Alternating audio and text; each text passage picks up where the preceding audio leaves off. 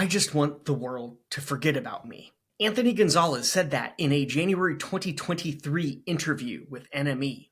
Gonzalez fronts M83, the French electronic outfit that has been giving us music since a self-titled debut album in 2001. But before the hype around the Grammy-nominated Midnight City from 2011 and 2008's Saturdays Equal Youth, there was Before the Dawn Heals Us, the band's third LP, which hits its 20th anniversary in January of 2025. This is a look back at M83 around the time of that release, the album that sparked my interest in the band, and how that LP helped transform Gonzalez's music from an electronic soundtrack to a worldwide phenomenon.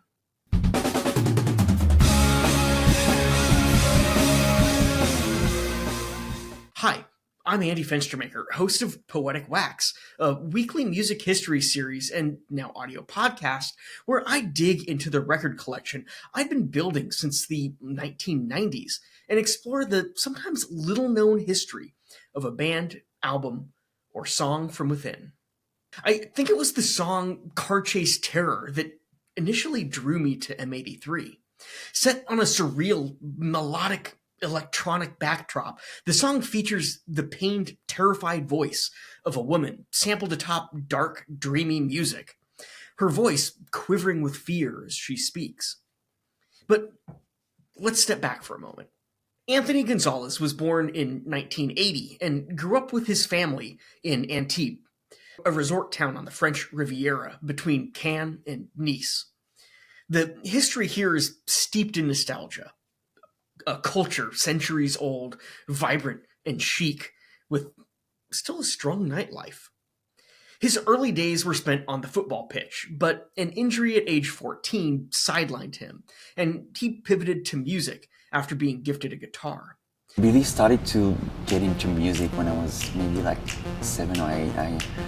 I remember watching a TV performance of Jean-Michel Jarre. It was like beautiful, like him surrounded with like amazing synthesizers, and it looked so futuristic, you know. It was amazing. As a teenager, he'd form My Violent Wish.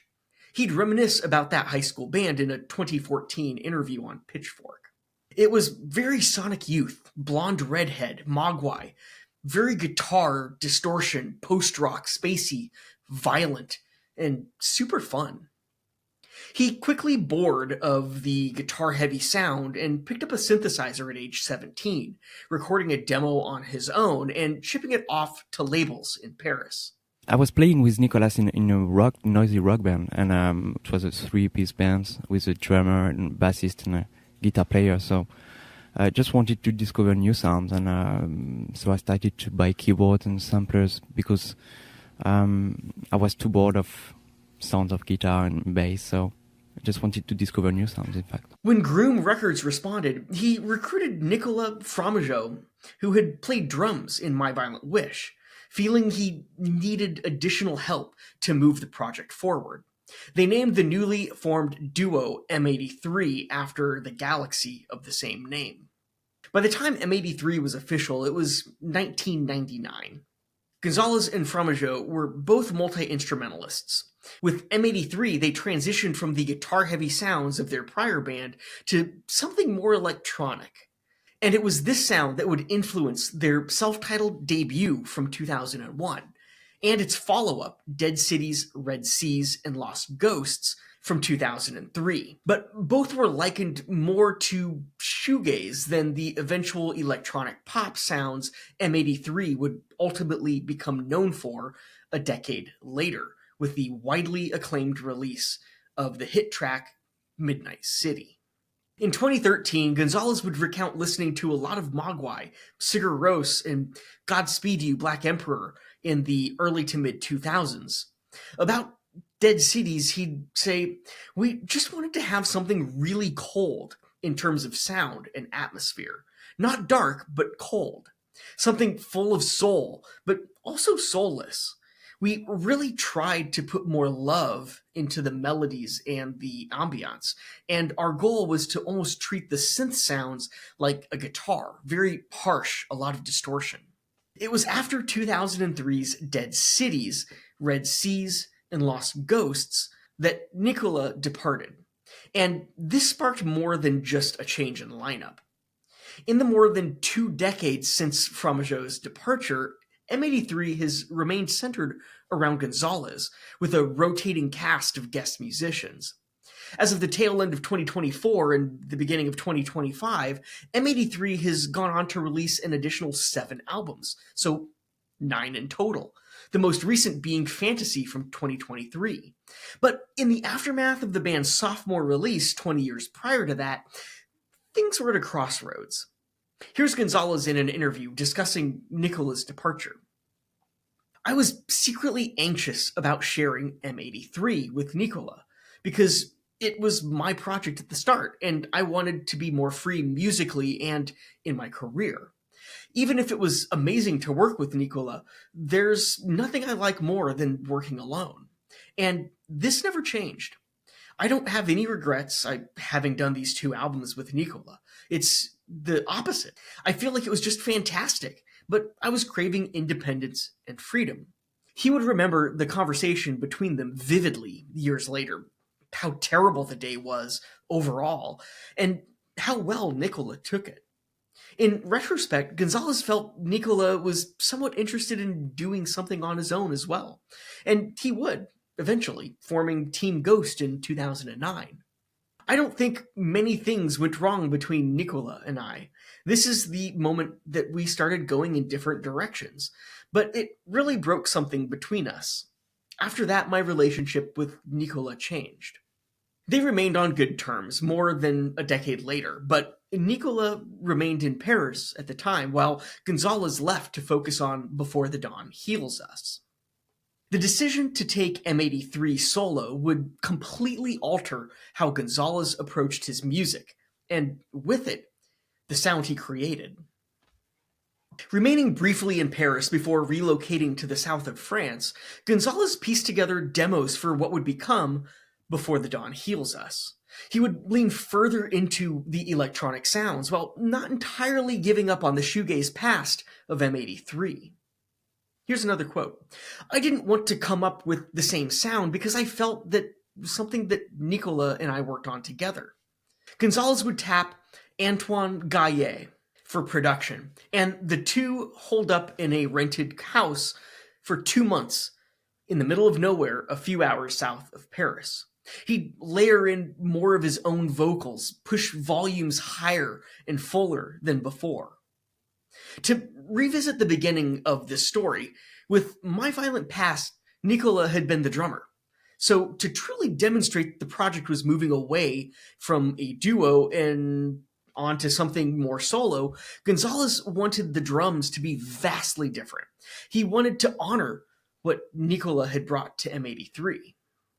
So instead, he used a proper drum kit as opposed to drum machines, as found on the first 2 M83 releases. And he credits Gaillet for the successful transition, saying, if you compare the final versions of the demos, Antoine really created an alchemy between the drums and the bass and the synths. Morning Becomes Eclectic, it's 89.9 KCRW. A couple of months ago, we got the new album from M83. It's called Before the Dawn Heals Us, and I'm happy to say that M83 are in the studios with us this morning for a live set. I want to welcome everybody, and Anthony, I think, is on the microphone. Thanks for coming in. I'm going to throw it over to you guys for a live set. So the whole universe will glow.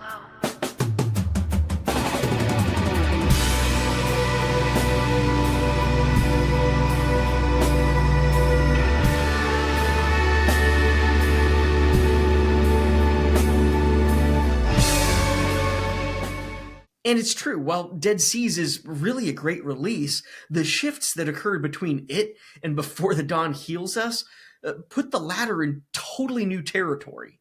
Gonzalez had always wanted M83 to be more cinematic, and with Before the Dawn, he wanted that influence to be bigger, more vivid, more emotional, with grander storylines and dialogues. David Lynch, David Cronenberg's Crash, the science fiction of Andrei Tarkovsky, these all inspired him as he was working on Before the Dawn Heals Us. Listen to a song like Car Chase Terror, and the dialogue is stark. It sounds like it was sampled straight from film. In 2014, Gonzalez recalled never working so hard in his life, but also never feeling quite so free. We wrote all the dialogue and made it sound like old films. There was a lot of work on the atmosphere, sounds of fireworks, children playing at school. All that was recorded by Antoine and I, completely original samples. Look back at any of the M83 albums, and you'll find storytelling is an integral part of the process. Even as early as 2001's M83, the song titles flowed together to make a sentence. Now, let's check it out. Last Saturday night at the party, Kelly, sitting facing that violent tree, staring at me. I'm getting closer. She stands up, caresses slowly my face. I'm happy, she said. It's so ridiculously narrative.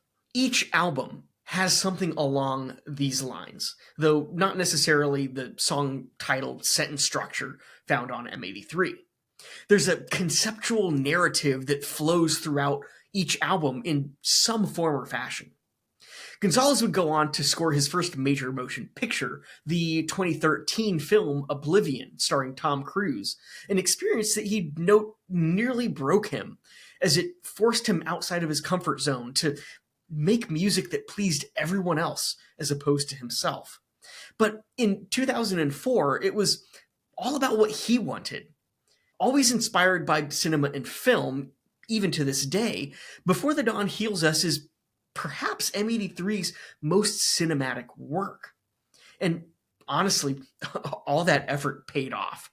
While it may never be held up to the esteem of Hurry Up, We're Dreaming and the breakout track from it, Midnight City, or even the indie darling Saturdays Equal Youth and the tracks We Own the Sky and Kim and Jesse, it really is a masterpiece in its own right. A soundtrack for a film that doesn't actually exist, except maybe in our minds. It was a transitionary piece, moving Gonzalez from a co-collaborator to the freedom of a solo artist, fulfilling his original vision for M83. It was a nod to the past with sights on an optimistic future, albeit somewhat dark in both regards. And when it comes down to it, that futuristic nostalgia, that's a theme that has resonated in the 2 decades since Before the Dawn. M83's music has always had a not-so-subtle nod to a nostalgic past, while also twisting into something forward-thinking and futuristic. And I think that's why I'm always drawn back to Before the Dawn Heals Us. It's the storytelling, the nostalgia, the cinematic themes that aren't at all overproduced or made for the masses, even if they end up appealing to them. It pulls you in ways you just don't expect at the outset. And that's a theme that has continued throughout M83's career, album after album after album.